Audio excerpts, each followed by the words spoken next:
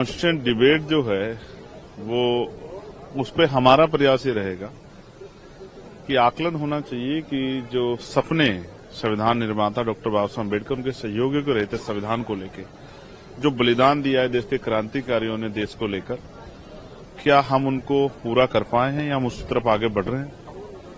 और मैं समझता हूं जब ये एक डिबेट होगी तो बहुत कुछ जो है, क्योंकि देश के कोने कोने से सांसद यहां चुन के आए हैं, तो मैं समझता हूं कि बहुत कुछ देश के सामने आएगा पार्लियामेंट के जरिए, जिसको जो है शायद लोग न जान पाए। मेरा तो बहुत अच्छा जो है, क्योंकि मैं एक वकील भी हूं और कॉन्स्टिट्यूशन पे मेरा जो है एक अच्छा जो है हमेशा जो है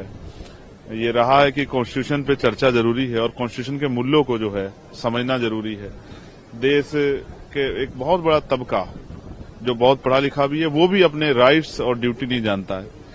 तो बहुत कुछ है जिसपे हम लोग चर्चा करेंगे और देश के सामने लाने का प्रयास करेंगे। और मेरा विश्वास है कि ये चर्चा सार्थक चर्चा अगर रही तो इससे नौजवानों को और नई आने वाली जनरेशन को बहुत कुछ जानने समझने का मौका मिलेगा। Cabinet approve one nation one election bill आने दीजिए।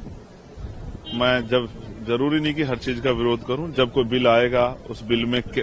क्या है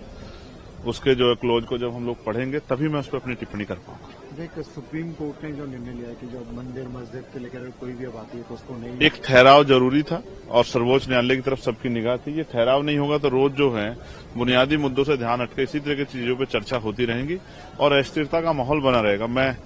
सर्वोच्च न्यायालय की प्रशंसा करता हूं कि जो जहां उम्मीदें खत्म होती है सर्वोच्च न्यायालय अक्सर जो है उन उम्मीदों को दोबारा जिंदा रखने का प्रयास करता है। इसलिए सर्वोच्च न्यायालय का धन्यवाद। और भविष्य में भी जो है जाति, धर्म, भाषा, स्थान के आधार पर गैर बराबरी जो हो रही है उस गैर बराबरी के खिलाफ बराबरी का जो है संदेश माननीय सर्वोच्च न्यायालय से आता रहे और इस तरह के जो डिस्टर्बिंग एलिमेंट हैं जो देश का माहौल खराब करना चाहते हैं, देश का माहौल बिगाड़ना चाहते हैं, उन पे जो है अंकुश लगे, इसका भी मैं जो है सर्वोच्च न्यायालय से प्रार्थना करता हूं। जो इलाहाबाद जज ने बोला था उसके बाद इम्पीचमेंट नोटिस किया है जरूरी है और मैंने उस पर सिग्नेचर भी किया। और मैं आपको फिर ये स्पष्ट करता हूं, अगर ऐसे जज, जैसा मैंने पहले भी कहा, अगर वो प्रमोट होकर सुप्रीम कोर्ट आ गए तो कोई ऐसा फैसला ना दे दे